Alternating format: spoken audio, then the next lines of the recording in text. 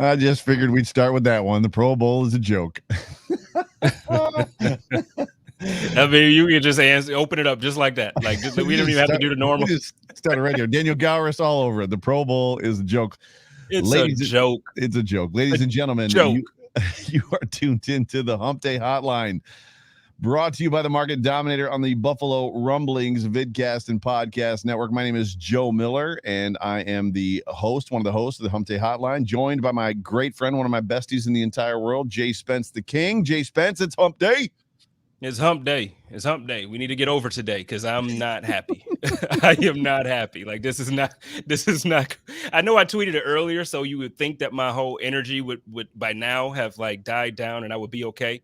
Yeah. Damn that. There's no reason why Micah Hyde and Jordan Poyer are not starting in the Pro Bowl. And I get it. People opt out now. It's a popularity contest, blah, blah, blah, blah, blah. It's not a popularity contest because it's 1/3 voting from fans. The other 2/3 means it's players and coaches. So I don't want to hear about it just being a popularity contest where it's all fan voting and we're a small market team. I don't want to hear that. In the NFL, you have teams that scout every single week. They know who they're playing. They know who's good. Even if it's not for the sense that they're going to play us, they're looking at contracts going up. They want to know if they know who the top safeties are. So now you're looking at this and you got Jordan Poyer as a third alternate. Yeah. Micah Hyde is fourth. Yeah. I'm done. Yeah. Yeah. So I'm actually pulling up the AFC rosters right now. But to that point, to segue into that, or just to jump right into it. So the Pro Bowl rosters have come out, and I've got a couple nifty little pictures here for everybody. And the only two Buffalo Bills that made it, and I'll be frank with you, it's odd to me, as much as we love Deion Dawkins on this program, and as much as we love Stephon Diggs on this program, I'm confused as to how those two made it over Micah Hyde and Jordan Poyer. Like, right? I mean, can we start there? Like, I don't know. I'm not as hard on Deion as everybody else is. Like, I'm saying that the season that Micah and Jordan are having and consistently have is better than the season that Deion's having. Yes, no, yeah, maybe 100%. So 100%. I'm not saying he's undeserving. I'm not saying that. I'm just saying, like, for me, if I'm thinking of two guys that are going to make it first, it's going to be those, or it's going to be, the two guys on the back end of the defense. Right. Wide shot. Of all of the alternates for the Buffalo Bills, you've got Mitch Morse, Reed Ferguson, Josh Allen. It looks like Dawson Knox, Tyler Matakevich, Jordan Poyer, as we already talked about, Tyler Bass, Tremaine Edmonds, and Micah Hyde. So when we look at the Pro Bowl roster, I'm just going to go ahead and go to so the quarterbacks: Justin Herbert, Patrick Mahomes, Lamar Jackson. Running backs: Jonathan Taylor, can't argue there. Nick Chubb, not bad. Joe Mixon, fine. Wide receivers: Tyreek Hill, Jamar Chase, Stephon Diggs from the Buffalo Bills, Keenan Allen. Tight ends: Mark Andrews, Travis Kelce. Offensive tackles: Rashawn Slater, Orlando Brown, Deion Dawkins from the Buffalo Bills. Offensive guard: Quentin Nelson, Joel Bitonio, and Wyatt Teller, former Buffalo Bill, for about 2 seconds. Center: Corey Lindsey, Ryan Kelly, and then there's a fullback in there, he who shall not be named. Defensive ends: Myles Garrett, Max Crosby, Trey Hendrickson. Interior linemen: DeForest Buckner, Chris Jones, Cam Hayward. Outside linebackers: TJ Watt, Joey Bosa, Matt Judon. Cornerback: JC Jackson, Xavier Howard, Denzel Ward, Kenny Moore II. Free safety: Kevin Byard. Strong safety: Derwin James from the Chargers and Tyrann Mathieu from the Kansas City Chiefs. At the end of the day, it's a popularity contest. And it's not even a popularity contest from the other players. They have somewhat of a vote, but it's primarily a fan vote. And it's a popularity contest. And it's sad.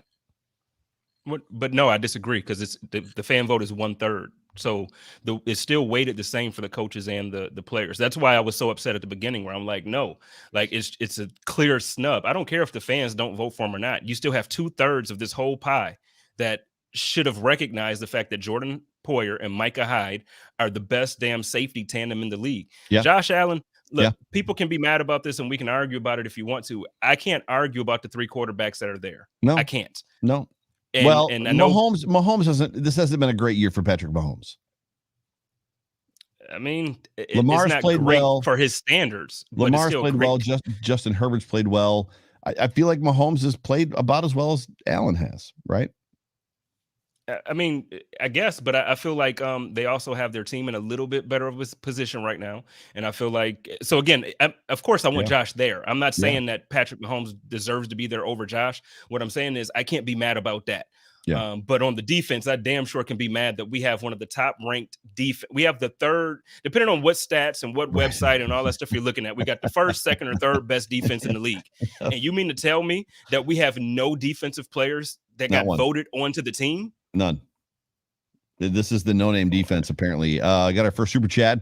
By the way, I did not even say that at the top of the show. So for those of you that are watching it via YouTube, we are super chat live. So if you want to get our attention, we'll do our best to get the comments. This is a conversation, and as conversations go, we like to bring in the comments. But if we don't get to your comment, throw a super chat in there. We will see it. It'll be highlighted just like this one. Highlighted, whatever.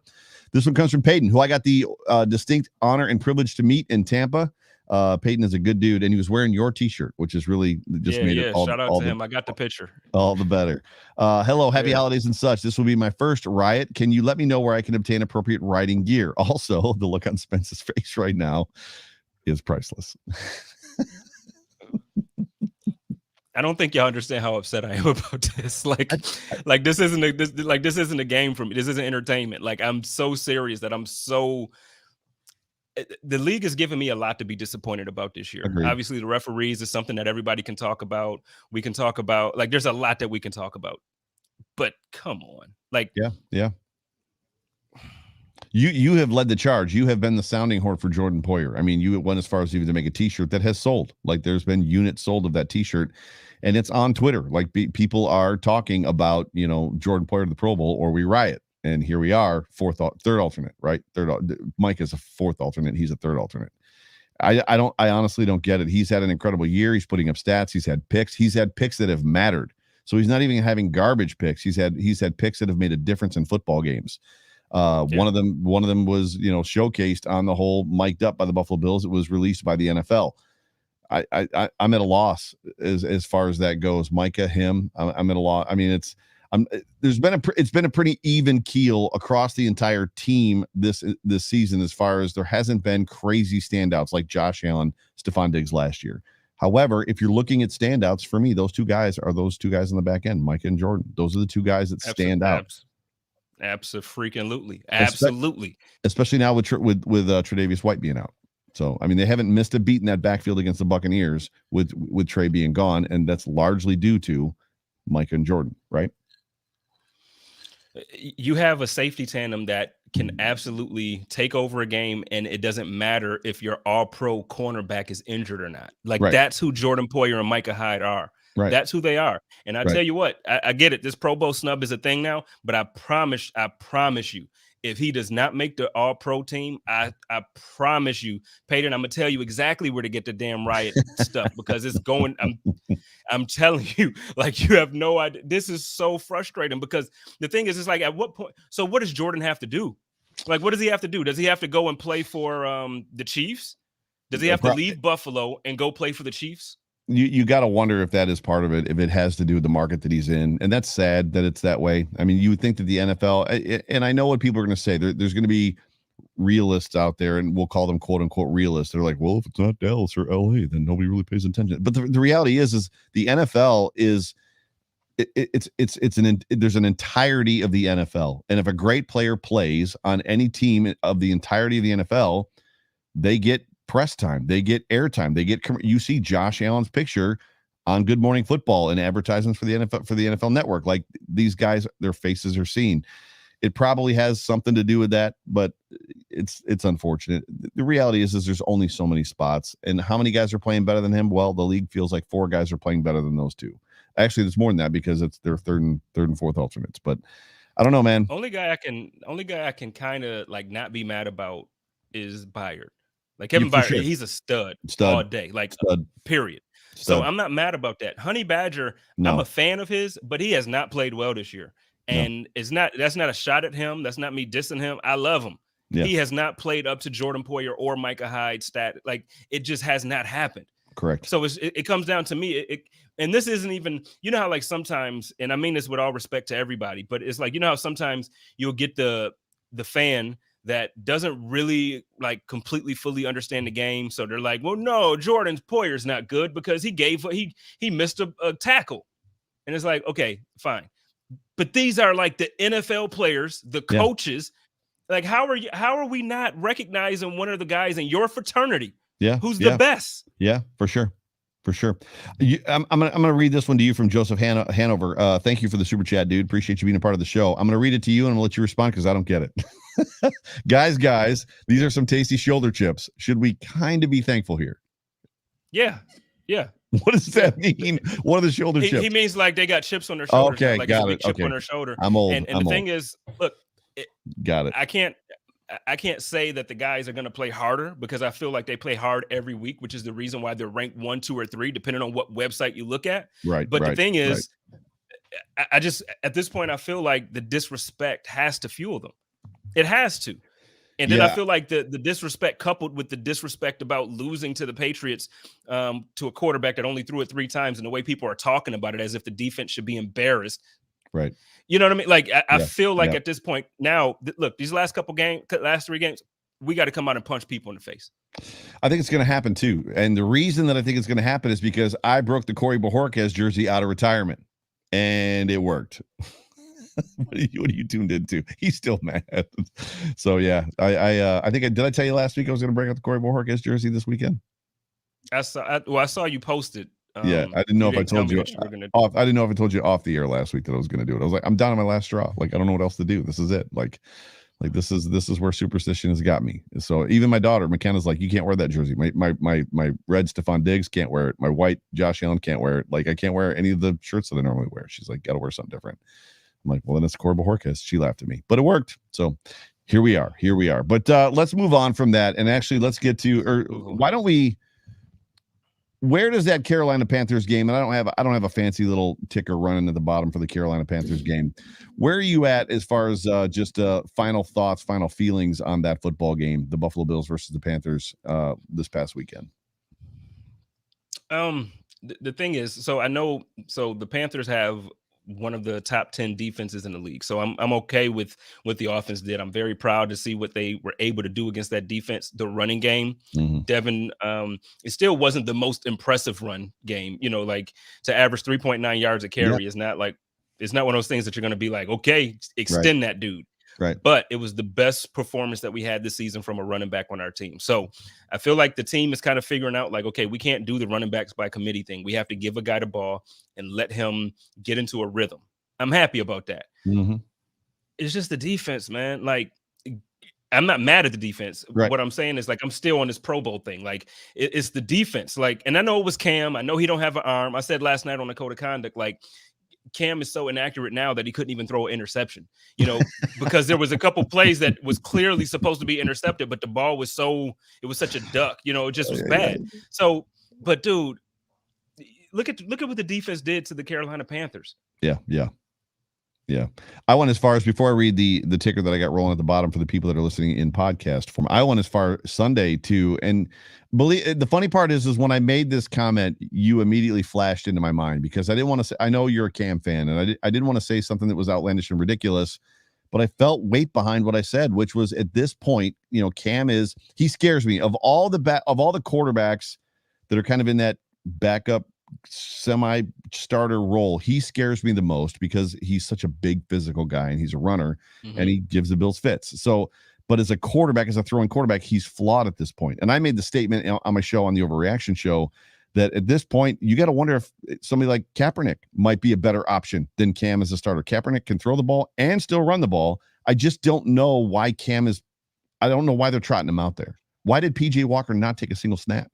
Like, I was worried about him just from all the hype that we had heard, and obviously no Tre'Davious White. I was, you know, if we're going to put a gunslinger back there, we're going to put a guy back there that can throw the ball over the yard once in a while and like trip up the Bills. And it didn't happen. They didn't trot that guy out there once. I was surprised. Were you surprised by that? No, I feel like they're at this point now where, you know, they paid Cam a certain type of money to come back and start while Sam Darnold is out, and it's starting money. Like, it's not Josh Allen, whatever quarterback out there. It's not that money, but the contract he got was a hell of a contract. And it was like, I remember when he signed it, I'm like, holy smokes, good for Cam. Right. But but yeah, no, I'm with you. I would have been more nervous about PJ. Right. I would have, because PJ can throw that thing, and he might not throw. He's not Josh Allen, because of course he would be starting somewhere, but he still could move that ball down the field. When he came out here and played against the Cardinals, it was actually, they beat the Cardinals. Right. Right. So I don't know, but I'm happy that at least against us, Cam wasn't able to perform. Right. I root for Cam every week. I do, Yes, but you this do. past Sunday, obviously I didn't. But I think he's done, and it's been tough for me to admit that this year, because I love him so much. But he's done. He needs to go ahead and retire. Go ahead and do his he has so many great things that he does. He has the hospital that he doesn't run it, but he has the hospital in his name. He has his hat company and his wine company. He has a podcast like us that he does that's very good. I know a lot of people don't like Cam's personality from what they heard, but I feel like if a lot of you watched him, he's listened to him and heard him talk, he's Cam's changed awesome, he's changed in a lot of ways this year. I mean, it's people have even talked about him at the podium, just that the way that he's speaking and the things that he's saying is just different this year. And I feel like I see it. So there's a grounding that seems to have happened. And I don't mean that in a bad way. I mean that in a great way, but we'll see. I mean, it is what it is, but getting back to Devin Singletary before I rail card us there a little bit.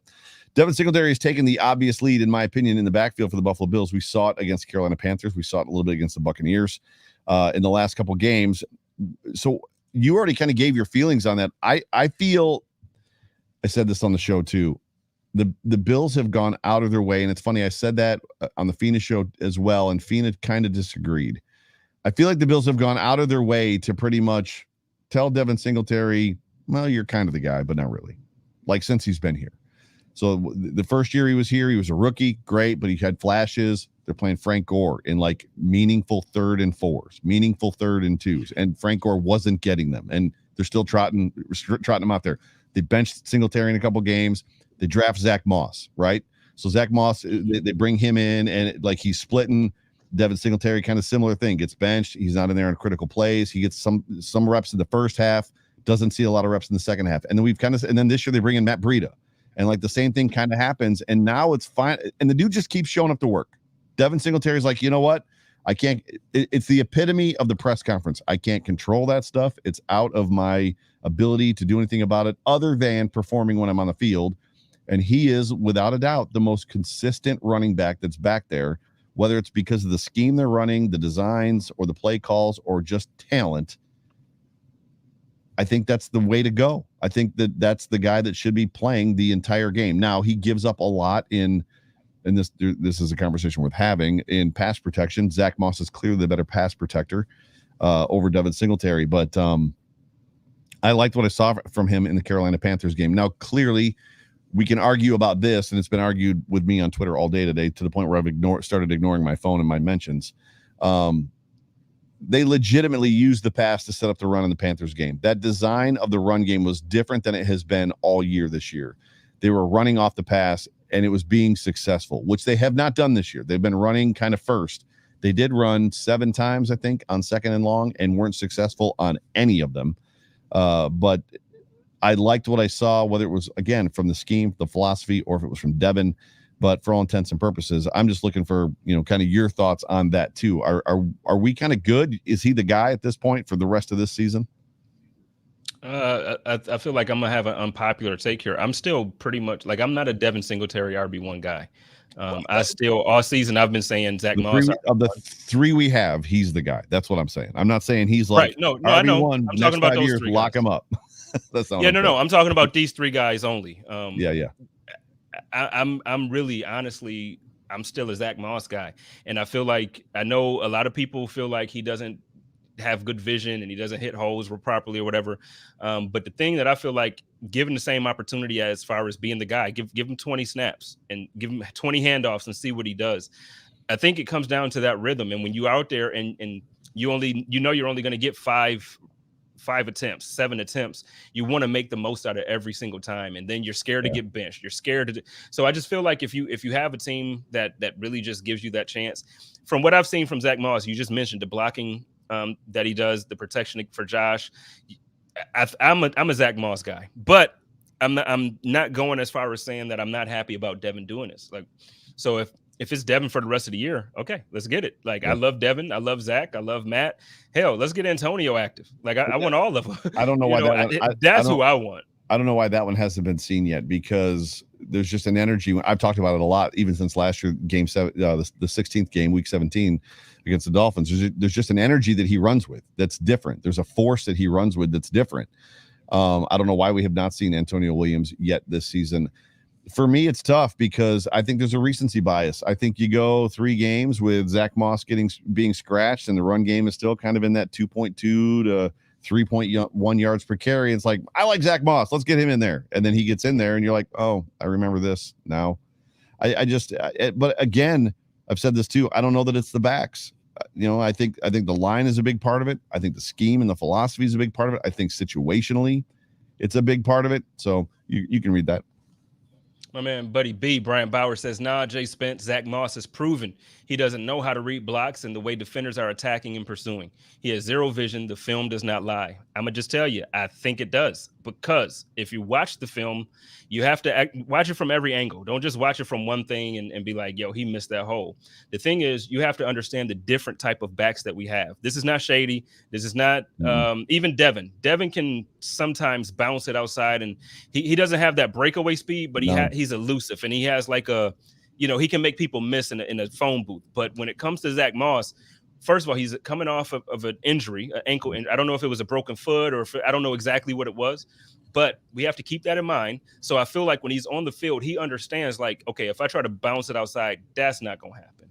And I just think that the offensive line that we have, we've been complaining about this offensive line for pass protection, for run protection, for everything. So I just don't understand how we're going to give up on Zach Moss because he doesn't have a line to run. I mean, hell, Devin Singletary hasn't been running well either. Like, before this last game, again, this is the recency bias you're talking about.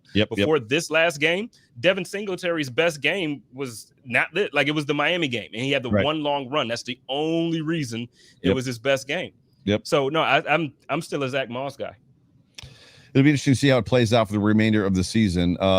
Zach Moss, was he inactive in the last game, or was he active and just didn't play? He was inactive. No, he was inactive. Mm-hmm. Inactive. Gotcha. I didn't see the inactive list. I was Sunday was a weird day. And I'm not going to get into that. It was just kind of a weird day for me. But let's move on to this week's game and just kind of what's going on in the news, which is that clearly Cole Beasley, unless you've been living under a rock, it was funny. Somebody on Facebook in one of the Bills Mafia groups yesterday, like late in the day, was like, are we going to talk about this Cole Beasley thing, or is everybody just going to ignore it? And I responded, whatever rock you're living under, invite me over, because I want to be there. Because it's been nuts. And what's been interesting, and obviously we're going to talk about it, but we're not going to talk about the stuff that's difficult. But Cole had a statement that he came out with, and wherever you feel, it was funny because a lot of the players kind of screenshot it and posted it. The bigger question is this: with Cole Beasley being out, what is he's out for sure, unvaccinated, 10 days mandatory. What does the wide receiver situation look like? Are we looking at Stephon Diggs, in the slot? Are we looking at it completely Ike in the slot? Do they pull up a guy like Isaiah Hodgins and he gets his first opportunity, maybe in the slot? Marquez Stevenson is out there. Do you move Stephon inside, put Marquez on the outside, throw him some deep balls? Clearly that kid's got some wheels on him. Where are you at on this whole thing? With if Cole's out, who's getting the opportunity? Ike is probably the first choice, right? Yeah, I want to see Isaiah Mckenzie back there. All season, I know everybody knows I've been critical of Isaiah Mckenzie on special teams for good reason. That has nothing to do with offense. Like, it has nothing to do with offense. I want to see him in the offense. And speaking of Devin Singletary, the touchdown that he had, what was it, second quarter, the first quarter, where it was like a sweep to the right side. I don't know if I'm sure you've seen it, but Isaiah Mckenzie went in motion, which completely shifted the defense. Yeah. And it made the defense kind of start paying attention to Isaiah Mckenzie in the left side of the field. And then it gave it gave him that lane to score that touchdown. So I know, and I've been arguing all week with people. People are telling me, well, Isaiah McKenzie's not good in the offense. I don't care if he's getting 100 yards on 4 receptions. What I care about is the fact that he's a threat. I promise you, I can send you when we get off of this, I'll DM you. I'll send you. No. Post. I believe you. It's just weird to. I mean, and I shouldn't be surprised with the things that I've been running into, specifically today with the tweet that I put out about the Buffalo Bills. there's a big thing out there that the Bills need to run the ball to beat the Patriots. It's like, well, we've played them 3 times. We ran against them twice, almost lost once. If it wasn't for a punch out by Justin Zimmer, we'd lose that game. And we lost the second one. The game we throttled them was when Josh Allen was throwing the ball. And even in the last game, when Josh started throwing the ball, we started to kind of play better. The things that people say to me, like, it's just unbelievable. Like, oh, I don't even want to get, so I shouldn't be surprised, but I don't know how anybody can say that Isaiah McKenzie is not effective on the offense. He has been effective.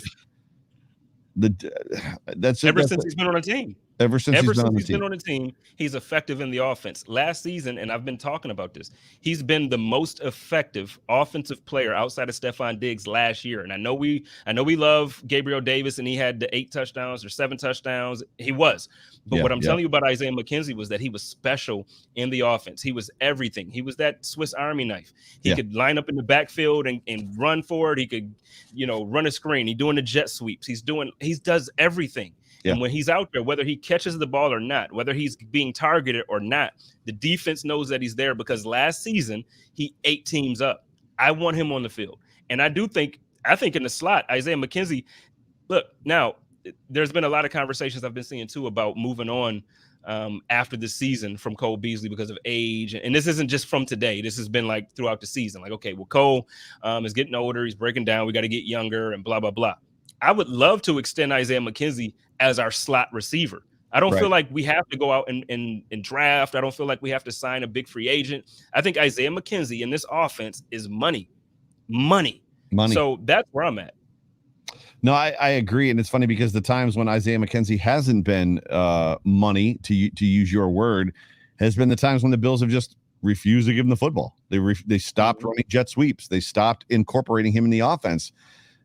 And that's not uncharacteristic of this offense. Like, that's what Brian Daboll does. Like, he finds things that works and then kind of abandons it.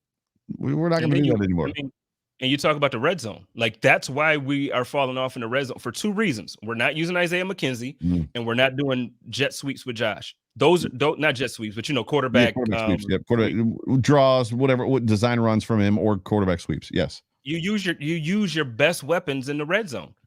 And I get it. We got this love affair with Dawson Knox now. He's playing phenomenally as a tight end this year.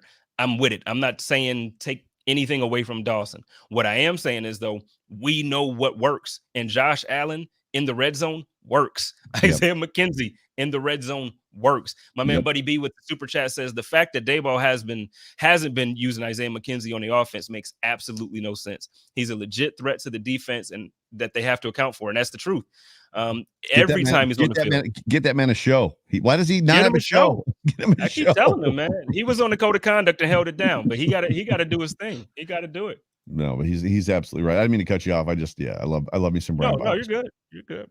Buddy B's my guy, man. It doesn't make a whole lot of sense. So there's several combinations that I would like to see without overwhelming the offense, which is Isaiah. I'd love to see Ike in the game. I think he's going to play. I do have a desire to see Marquez Stevenson on the outside and to see what he's going to bring potentially next season. Is there an opportunity for Josh to the ball that Josh threw to Gabe Davis, which I'm at the point now where situationally when deep balls come, I'm yelling at the TV why. Like that ball, the deep ball that he threw to Gabe Davis, it was almost there. And yes, if he catches it, I'm losing my mind. But when he drops back and launches the ball, I'm like, why? Why now? Like, why are you doing this now? Marquez Stevenson probably catches that ball, right? Yeah. So, I mean, it's because he's faster. I'll be honest with you, I'm intrigued, as we always have been. Sal Capaccio today was talking about, bringing in Tanner Gentry. I think he was talking with somebody about that, like somehow Tanner Gentry. And it's like, why would Tanner get the opportunity before Isaiah Hodgins gets the opportunity? I'd like to see both those guys. I mean, as much as we're still in the thick of this thing and the Bills win Sunday and we're leading the AFC or the number 1 seed in the AFC East, the season's not over. I still want to know what we got of these fellas, right? I want to see them play some football, but give me more of Ike, right? I don't know if it's the year. I don't know if it's the time for Hodgins. And I know that's your guy. No, but I just don't think, but I think the reason why Tanner Gentry would get the nod is just based off of chemistry. He was in college with Josh. They know each other. Like, so I'm sure in practice that they see a chemistry there that, you don't see with others. And to be honest, I'm not 100% sure that we're going to see Emmanuel Sanders this Sunday. I know that he's showing up on the injury report as questionable now instead of doubtful and out. But I still don't. I'm not 100% sure that we see him in this game. So I'm with you. Give me Stevenson and Hodgins. And Ike. Give me all three of them. It's been reported that one of his teammates from Cole Beasley has spent some time in the hospital. I think the immediate thought is that it's Deion Dawkins. However, Feliciano, he said that he was in the hospital on Sunday, possibly getting oxygen. I don't know what the expectation is. My guess is if he was in the hospital Sunday getting oxygen, I've had COVID, he's probably not playing this Sunday. So the hopes are that Deion Dawkins is doing okay. Now, Deion Dawkins did tweet today once he found out that he made the Pro Bowl, and he just said that he was blessed and honored, and he put it on Instagram and stuff like that. However, if he does not play, did you catch any of the show with Ruben Brown, the John Fina show with Ruben Brown this week? I did not. I have not been feeling well. I apologize. There's no apologies necessary. We're both incredibly busy, and we do a lot of shows. I asked them, and it actually came from another question from the comment section. What is it like going from the left to the right to the left, both as a tackle and as a guard? And 9-time Pro Bowler Ruben Brown, who is on the short list to make the Hall of Fame, he's not going to make it this year. He didn't end up being a finalist, but he's probably going to be a Hall of Famer. And John Vina both said it's almost impossible. So, like, literally, Ruben Brown made the comment. He said, when I was in Buffalo, I was a left guard. I wore a different number. And when I went to Chicago, he's like, I'm not going to be that guy anymore. Like, I'm done being that guy. I'm going to wear a different number. I'm going to be a right guard. And like, I'm going to be a different player. And I'm going to leave all that Buffalo stuff behind me. And he's like, I was a horrible right guard. He goes, and then when somebody asked me, he goes, why don't you just jump over and play left guard for us? Just 1 or 2 snaps. Give me a snap or 2. He's like, I'm not a left guard. I'm a right guard. He goes, I left that behind. Like there's a conversation. He had to talk him into it. He was not playing well as a right guard. He knew he wasn't, but he was still like, I'm not going back over there. And then sure enough, he's like, fine, I'll give you 1 or 2 snaps. Gave him 1 or 2 snaps. And the guy was like, you're a left guard, period. And that was it. And he was left guard. And so both of them have said it's darn near impossible unless you just have that natural kind of like ability to go like switch hit left right-handed or left-handed batter, right-handed batter. If you don't have that, it's completely foreign. So all that lead in to say this: if Deion Dawkins isn't playing again, are we going to see Spencer Brown at left tackle again? Because it didn't go completely bad outside the penalties, but it didn't go great either. I tell you what, as long as we don't see Cody Ford over there, I don't care. Like, I mean, it's going to be bad. I feel like it's going to be bad either way. But this whole conversation you're having, this is why I blame Brandon Beane and Sean McDermott. I can't, like, I normally, I'm team Coach McDiddy. Like, I'm out there Coach McDiddy. Sure. But they absolutely have done a disservice to Cody Ford by playing musical chairs with this position. When you draft him to be your right tackle, then you switch him to right guard, then you switch him to left guard, then you switch him back to right tackle, then you switch him to right guard. You don't give the guy the opportunity. And you just said, you talked to a guy that's probably going to be a Hall of Famer. And he switched to go play a different position. And it was like, yeah, this isn't cutting it. Then he goes back to the left guard because that's where he's supposed to be. And he's a Hall of Famer. So, but I mean, I know we're talking about Deion and hopefully Deion's okay. From what I heard, I don't feel like, and this isn't like a source or anything. I just been kind of hearing that. I don't think this time around was as rough for Deion as it was the first time. I've been worried. I think Deion's going to be fine.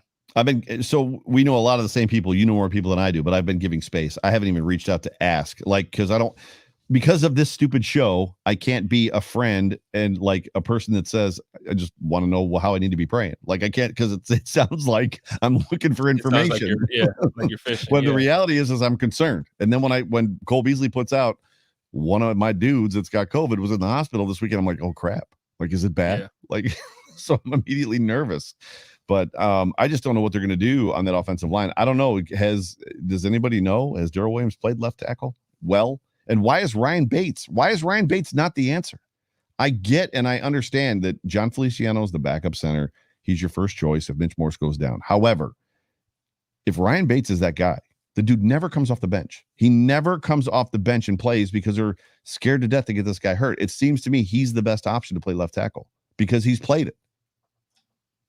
Yeah. J-Dub says the coaching staff has taught the Mafia that O-line positions are interchangeable, and they aren't. They are not. Now the Mafia thinks failed tackles move into guard, right and left sides are meaningless. I agree Big time. 100%, J-Dub. You have to have guys come in to do the job that they're supposed to do. If I'm going to sign you or draft you as my right tackle, Cody Ford, I want you to play right tackle until the wheels fall off. And if you're not good after playing a season and a half, 2 seasons at right tackle, okay, we move on. It was a failed draft class. But there's no way I'm going to sit out here and bash my guy Cody Ford when the team mismanaged him. And then you talk about Williams, you talk about, just everybody. They feel like they can move guys into every position. Right. Just think about the mental aspect of that. Like all week, I've been studying protections on the right side as a guard all week. That's all I've been practicing. That's all I've been studying. That's all I've been. And now all of a sudden, before the game comes out, oh no, we're going to shuffle this around. You could just play left guard. You could do it. No, that's not the same thing. Like that's not the same thing at all. So yeah, we gotta stop with that. And I understand that they want guys that are, like he said, just interchangeable and like you can just. But it's rare that you have guys that can be great at that. It's so rare. Yeah. Cam Geesey says, or Greasy rather says, Beasley said he was talking about Feliciano, and Feliciano said he felt better yesterday. This is what I would tell everybody. I had COVID January of last year. I had a very mild case. I got it on Thursday. My wife got it on Monday. I got it on Thursday. I had a mild cough for about a day and a half. That was all of my symptoms. The fatigue that I felt for the next week and a half, 2 weeks was real. And then I lost my sense of taste and smell for 5 weeks. So if somebody was in the hospital getting oxygen, which is more than likely why people go to the hospital for COVID first, they go there to get oxygen. I can't see a situation where John Feliciano plays football this weekend. I think just like the struggles that we saw Dion have coming off of it with the fatigue and everything else, Feliciano's going to be right there this weekend. Hopefully Dion can play. I mean, clearly that's the best opportunity we have. And it's just good news that they're all doing well, including Tyrell Dotson, who also has COVID. So all good stuff. So, but as we look to just the injury report, so the Buffalo Bills injury report for this weekend, Josh Allen foot, full participant, Jerry Hughes neck limited, Micah Hyde back limited, Tywan Jones knee did not participate. He probably is not going to play. And then Emmanuel Sanders, Emmanuel Sanders limited. And whatever that bone bruise is that's going on with Emmanuel, I don't know. I haven't even heard a timeline. Have you heard a timeline on Emmanuel Sanders? No, and that's why I said I personally don't know if he'll play Sunday. I don't feel confident about that. But the one that I didn't see this earlier. I'm rough on, like, I feel bad about the Tywan Jones thing. That's huge. He got hurt in the Bucs game. Okay, so I didn't even pay attention to it this last week then. But that's huge for us. Like Tywan Jones is. We don't have to go down to special teams talk and all that, but Tywan Jones is that dude, man. He's big time. And then as we're looking at the Patriots injury report, it's long and distinguished, and this doesn't include the COVID reserve guys. Aguilar concussion, did not participate, so he's very much in jeopardy of not playing this weekend. Reminder: Stevenson just has an illness; it's not COVID. David Andrews, limited participant, and some of this is obviously what Bill Belichick does. The big ones that are important: Bentley, limited participant. Brandon Bolden with the knee, limited participant. N'Keal Harry with the hip, limited participant. And then, if I'm not mistaken, Damian Harris as well did practice this week today a little bit. But the big one is also where's it at? I've got it pulled up here. Sorry, 2 seconds. Let me pull that down real quick. Sorry, my bad. And I've lost it. So as it pertains to, here we go. So Kendrick Bourne is the other one that currently has COVID or is on the COVID reserve list. So there's conversation and talk that the only healthy wide receiver the Patriots are going to have in this game potentially is N'Keal Harry. I think is the guy. He's the no, that isn't right. It's not Kendrick. It's not. I think N'Keal Harry's out. N'Keal Harry's out. It's not him. It's who is it? It's right on the tip of my tongue. Anyways, they're at the bottom of the barrel. So if Kendrick Bourne can't play because of COVID, which he could test back in or test out and be negative and play, but you're looking at a situation where they're going to be at the bottom of the barrel as it pertains to just injury stuff. Go ahead. Yep. Jacoby Myers. That's who it is. Thank you. I love the comment section just for that. I wish I could walk around life and have conversations with people with a comment section rolling. So when I forget things, people are like, oh, it's this. That's right. It was that. Thank you. The thing that I'm worried about though about Sunday is actually their tight ends, and I know. Oh yeah. I know one of their guys hasn't been playing up to kind of like their expectations, but I mean the talent is there, and we seem to have had issues. I mean, and it's not just like a this year thing. I feel like the Buffalo Bills, just in history, just have had issues covering tight ends, and when you got two of them who are athletic, who can make basically any type of catch, they can block, they can that's my concern. But I think we take the Patriots. I don't even think it's a.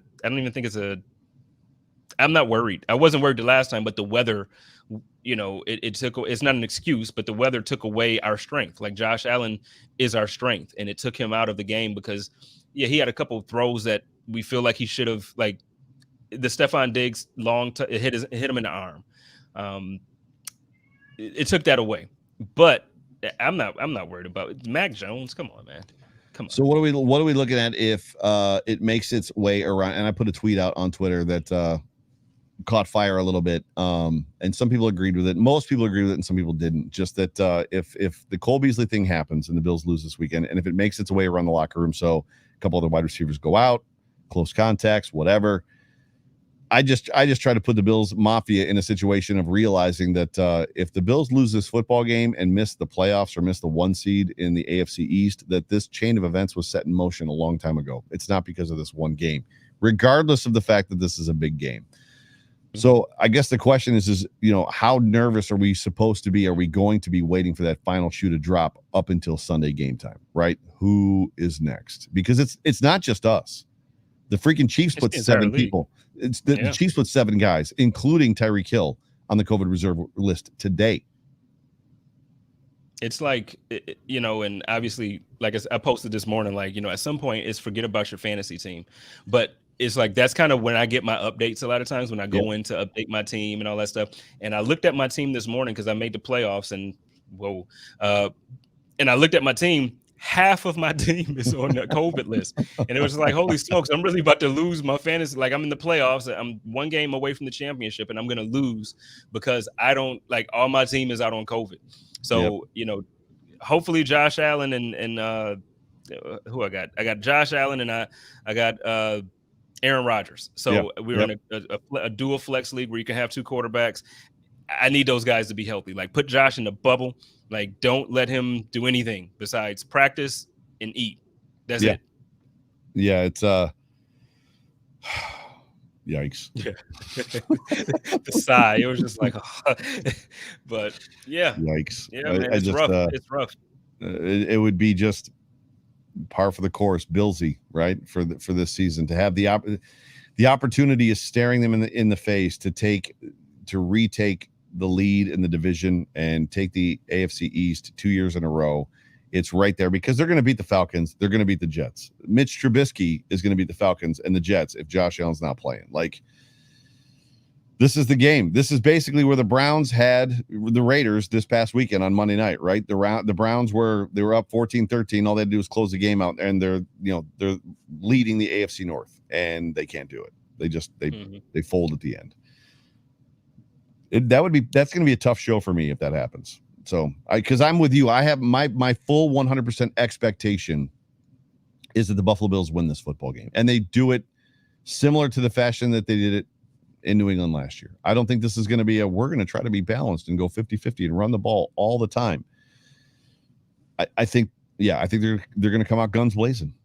And that's kind of one of the topics we have tonight. What do we think it's going to take? What is it? What are we expecting to see from this football team? What is going to be the offensive philosophy for the Buffalo Bills? And I'd love to hear the comments section. Those of you that are in the comments, what do you think the Buffalo Bills are going to do? Are they going to come out and outsmart themselves, in my opinion? John Fina called me a run denier on Monday. I am a run denier to Ruben Brown. I'm like, I'm not a run denier. I'm just a realist, and I'm an observer, and I can see that the run does not work for this football team.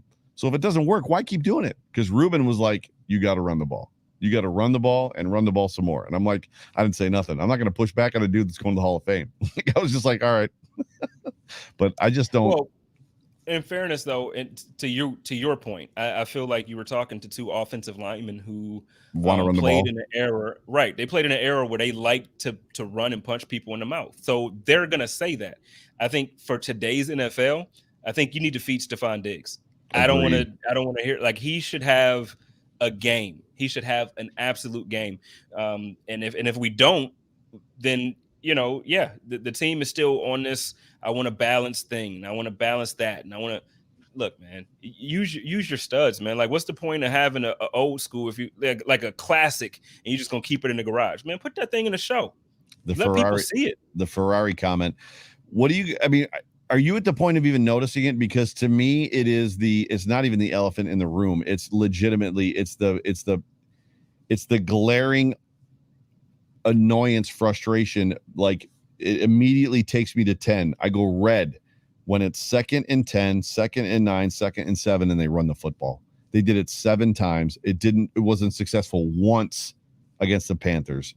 Are you even cued into that? And if it happens, are you like, why are they doing this? I am cued into that, and they shouldn't do it. When you have Matthew Judon on the other side of the ball, you know, with Devin Singletary and whatever running back. So if Zach is active or not, or if they do, like whoever, Yeah. no, let's not play these games. Let's not play these games. Get my guy Stephon Diggs the ball. He's your Pro Bowler. Yeah. Not Jordan and Micah. Stephon Diggs is your Pro Bowler. Get him the damn ball. Just get him. I'm sorry. I'm still mad about that. I tried to calm down. I can't do it, man. No, that was good. Just remember, it's not the Bills' fault that he's their Pro Bowler. Peyton says, I think if we can score early, it bodes well for us. I agree. The problem is the Bills have had a lot of trouble scoring early this season.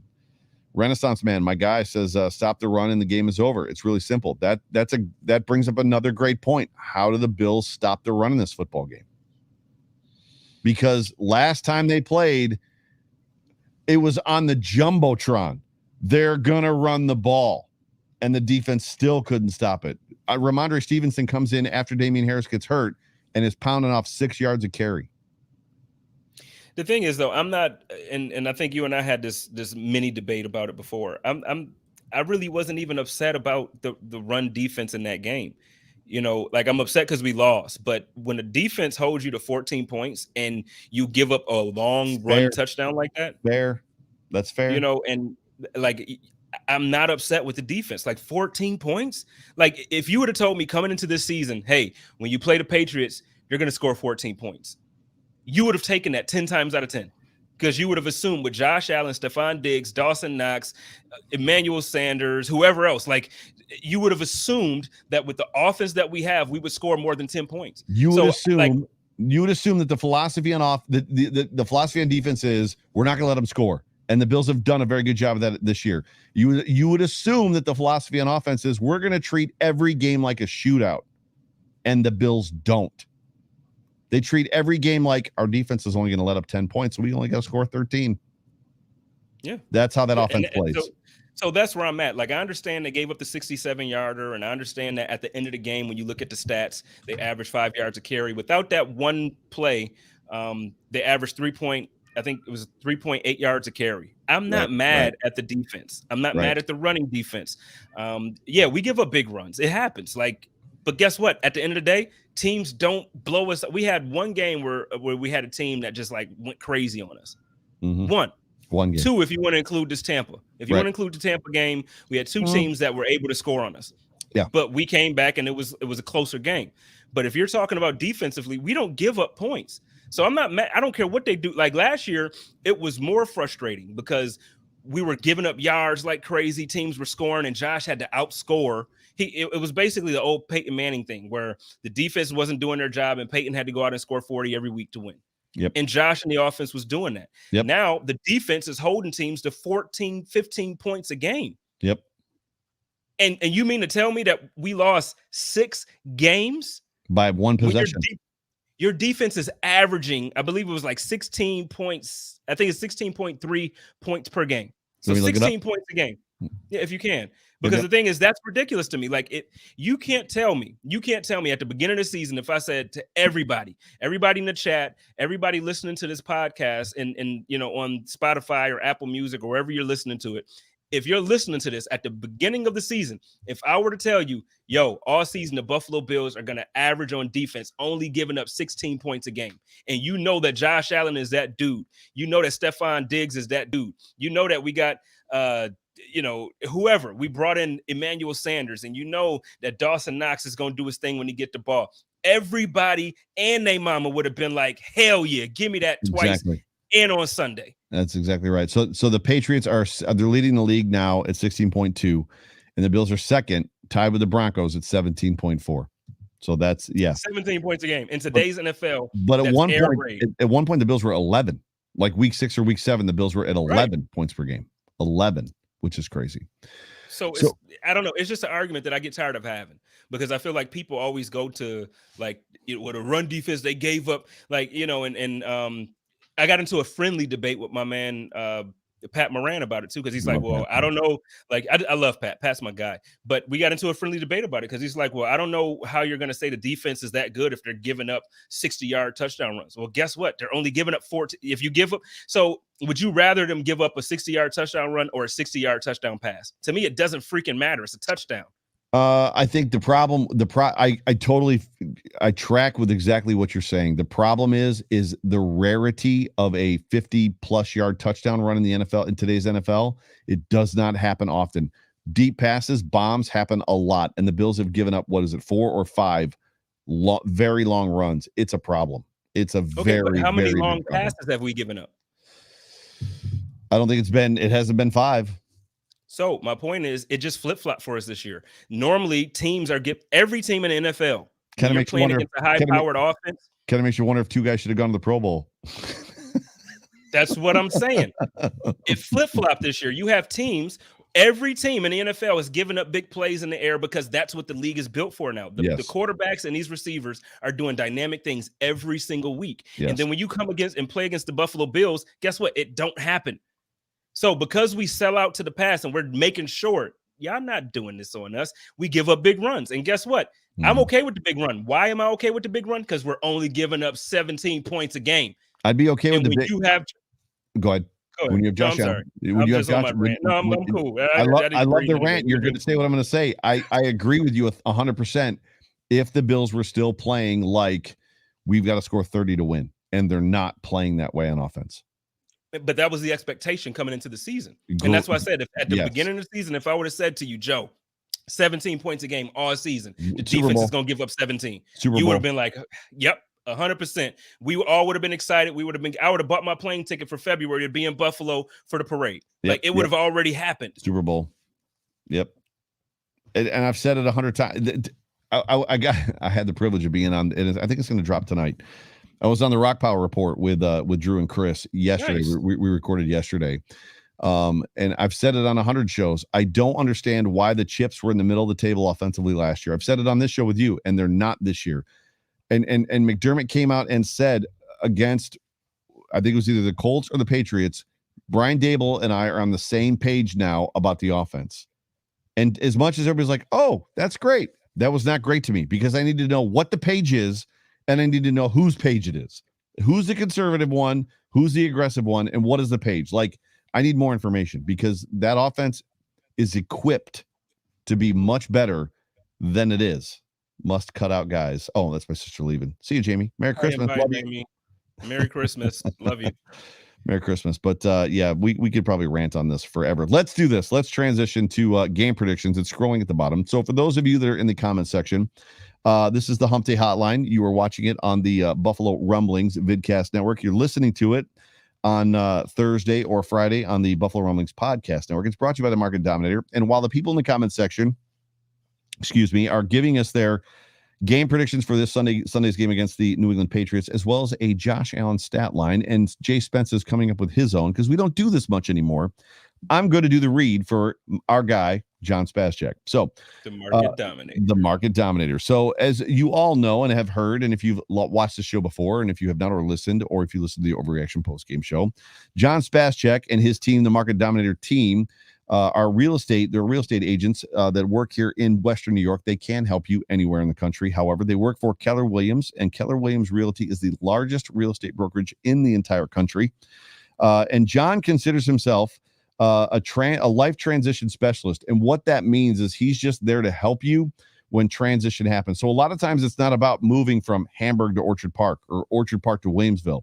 Sometimes it's about moving from North Carolina to Buffalo or Buffalo to Texas. Like there's a big transition happening, whether it's schools and family and all kinds of job loss or just changing jobs. John goes out of his way, and so does his team, to make sure that every I is dotted, every T is crossed, and that you're not sitting there in the dark waiting for the buyer, the seller, and their team to get back to you. John basically runs the entire sale. If you're looking to buy a home and maximize its value, you want to call John. If you're looking to sell a home and I said that backwards. If you're looking to sell a home and maximize its value, you want to call John. If you're looking to buy a home and you want the best team on your side that's going to help you with foundation cracks, windows, siding, and all kinds of crazy stuff that you should be looking for, you want to call the Dominator team. You can reach them at 716-570-3298. That number again, 716-570-3298. You can also reach him on Twitter. If you are on Twitter, John is Bills Mafia. You can reach him at Your Elite Broker. So there. Game prediction, Jay Spence. Before we do the game prediction, can I say one thing before we do it? Sure. Because there's a couple comments in here. So from Jesse, and then we have one from Triggs. That Edmonds has had one, maybe two subpar games this year. Give me a break. I'm with Jesse. Yeah. Because then you're looking at comments. Shout out to Triggs. I love Triggs. Edmonds just needs to be patient and not over pursue, which leaves big holes for runs. The thing is, those two comments were not bad. They were not bad. I really, really, really need y'all to take off your Bills fans glasses at times, your goggles, your Homer goggles, and look at Tremaine Edmonds from the perspective that the entire league does. Look at Tremaine Edmonds from the perspective that people outside of Buffalo and outside of Orchard Park and Western New York and Rochester look at how the league looks at Tremaine Edmonds. There's a reason why Tremaine Edmonds, unfortunately, I don't know why they don't look at Jordan and Micah like this, but there's a reason why he was higher on the Pro Bowl voting from players and coaches. There's a reason why Tremaine Edmonds, and I know a lot of people try to make it seem like, oh, well, he doesn't get the interceptions, and he doesn't do this, and he doesn't make. First of all, Tremaine Edmonds, since he's come into the league, there's only one player who has had more tackles for loss, and this is a fact. Go look it up. Like, this is a fact. Tremaine Edmonds is an elite. He's not elite in the sense of Ray Lewis.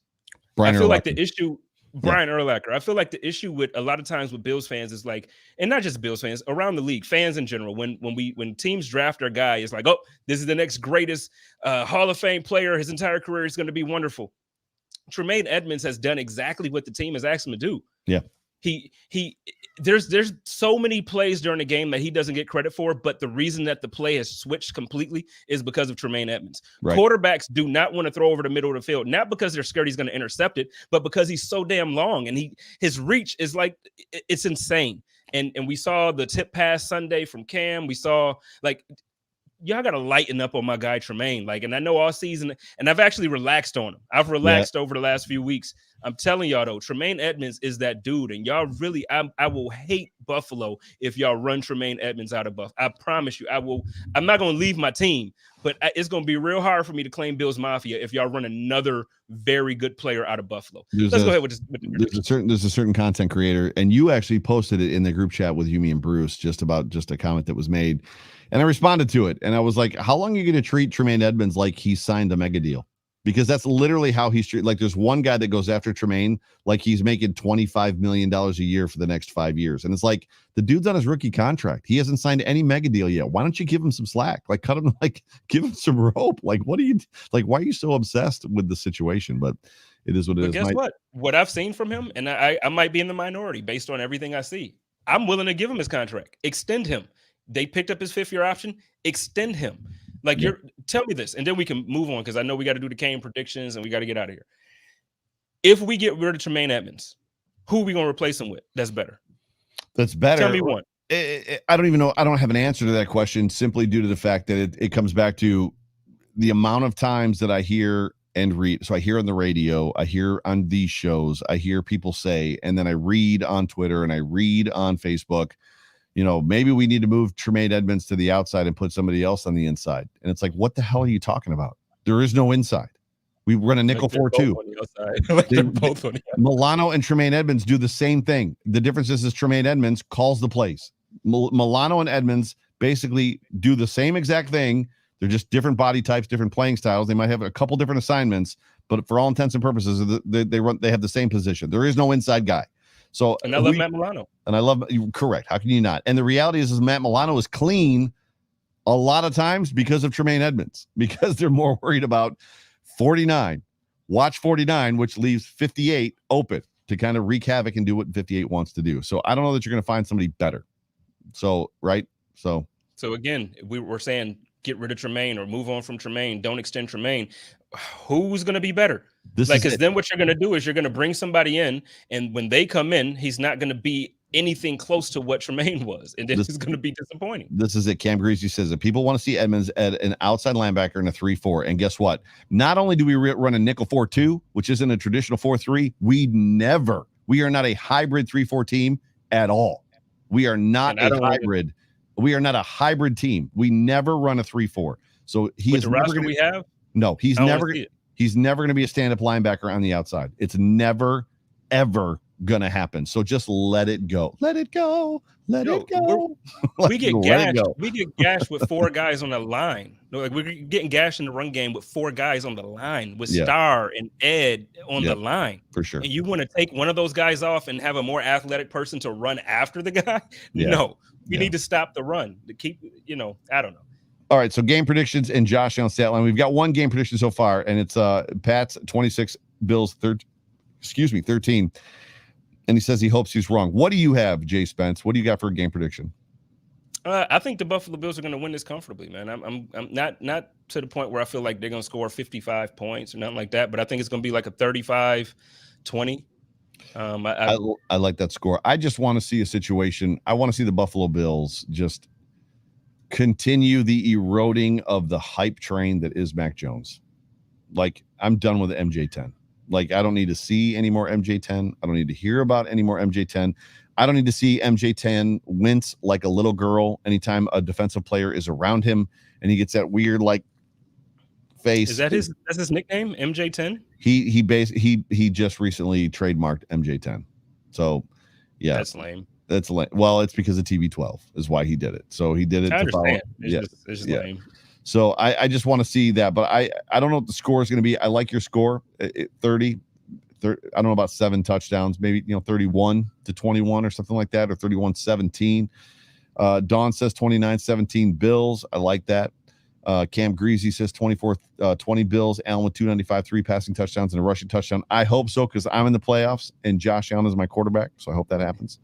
The Renaissance man. What's the fingers for? No, I'm just saying I would have went with Mac Dime or something. Like, go with something cool. Like, sound cool. MJ10. Like, what are we doing? There's only one MJ. There's two MJs if we're talking music. Michael Jordan, Michael Jackson. That's right.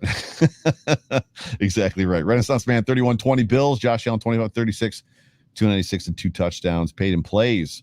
Says 24-21 Bills. Daniel Gowris says Bills win 27-16. I'm glad we're not in the 40s anymore. Remember when we were living in the 40s the first couple weeks of the season? Everybody's like 40. The Bills are going to score 40. Daryl Fletcher says Josh 310, 2 touchdowns, 40 yards rushing. Triggs with a super chat. Edmonds in pass defense is great. My issue is run D. Yeah, it's you're not wrong. Jason Taylor, 31-16, Buffalo Bills. And then I'm going to throw this up here just for Jesse's sake. Jesse, thank you so much for being a part of the show. I feel great about this game if Dawkins plays. If we have another disaster left tackle, it's a crapshoot. I think that's the hard part, too, is it wasn't necessarily a disaster.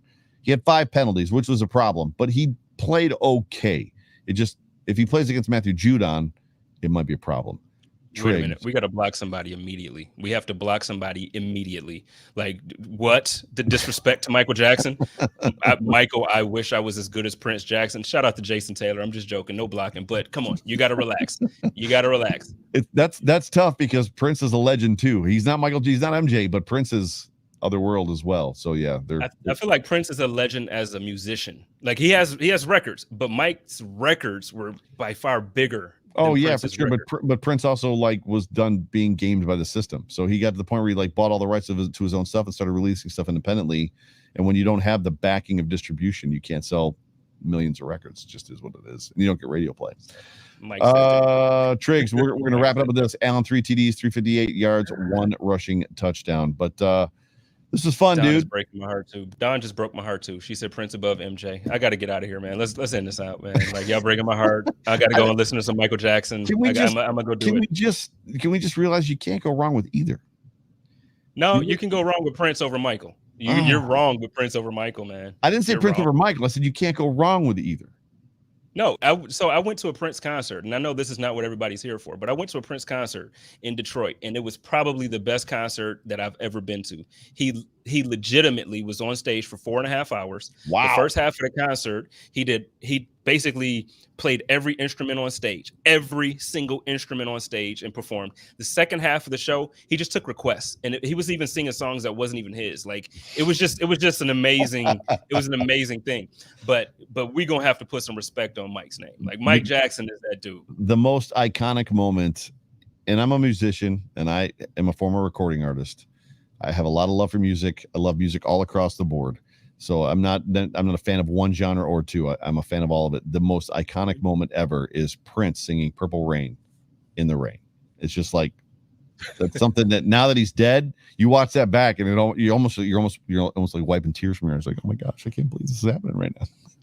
You remember the Michael Jackson halftime show for the Super Bowl? Oh yeah. Come on.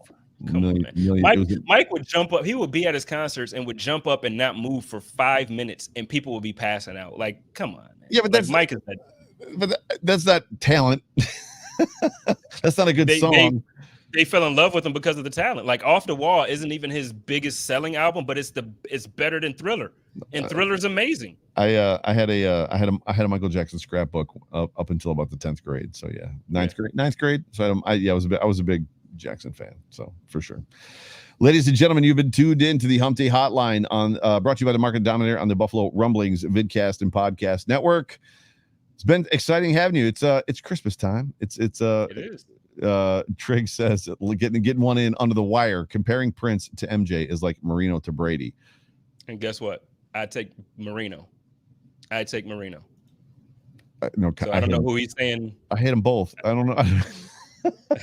I hate both those guys. That's the good thing about my age, though, because when Marino was really killing it, I wasn't like there for, like I was a kid. I enjoyed football, but I didn't love it that much. So when I look back on Marino, I just look at him like, dude, he has the most purest, most beautiful throw. Like I've never seen a guy throw the football like Dan Marino. So I take Dan Marino over everybody. My favorite quarterback of all time is Brett Favre. Well, until recently, he's doing some craziness, but Dan Marino's that dude, man. Dan Marino's that dude.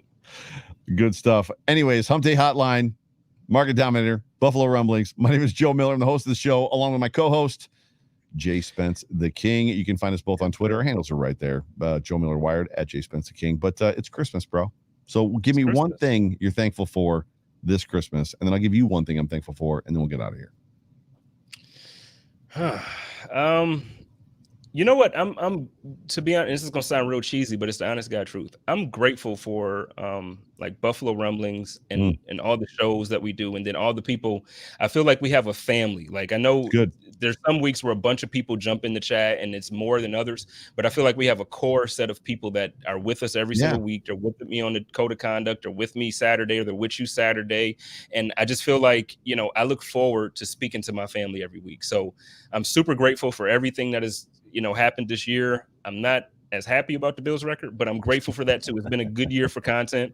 So look, I love all of y'all, man. And I hope you all are safe. I hope you all have a very, very good time. And, even same thing, we got another show before New Year, but same thing, like enjoy yourselves. Don't get in no trouble. Just be safe. As Jay Spence likes to say, family is important, and checking on a family member and a loved one is important, especially if you haven't heard from them in a while. So I would just encourage everybody to go into this Christmas season realizing that we're not going to have Christmases forever. At some point in time, people are going to leave us. We're going to leave this world. Be in the moment, right? So stress being in the moment. Don't be on your phone. Put your phone away. But to your point, incredibly, I love being a part of this community. I love getting to do this with you. I love getting to do this with John. It's just a ton of fun, and you guys make me better, and we all challenge each other, and it's a lot of fun. And again, same thing, thankful for Rumblings. But yeah, the commenters and the people in the community and those that tweet at us, for the most part, like the ones that are cool about it, love those guys. The ones that are just there to ping us and clap at us. I'm not a big fan of them, but good with the bad, right? You take the good with the bad. But Merry Christmas, everybody. On behalf of Jay Spence the King and myself, the Hump Day Hotline, all of us here at Buffalo Rumblings, stick around for Friday, Christmas Eve. There is going to be a food for thought with Nate Geary and Bruce Nolan. And I'm not sure if there's going to be a time to shine yet. We'll see. It depends on how mad my wife gets at me, because that has to be live. I can't pre-record it, but there is a chop up coming. So you want to talk about that? We will be doing a chop up, and all four of us are back. We got myself, K Gun, A Dubs, Big Dubs, and we got my man Steros for the girls. Merry Christmas. We gonna have some fun. We gonna have some fun. The topics this weekend, we gonna hopefully give y'all some laughs and give you some things to enjoy. So kick it with me Christmas night. Kick it with me Christmas evening at 9 p.m. And I can't wait to see y'all and talk to y'all. And go listen to that Jackson 5 Christmas album. There you go. Jay Spence the King, Joe Miller, go Bills. Go Bills. Talk to you guys soon. Merry Christmas.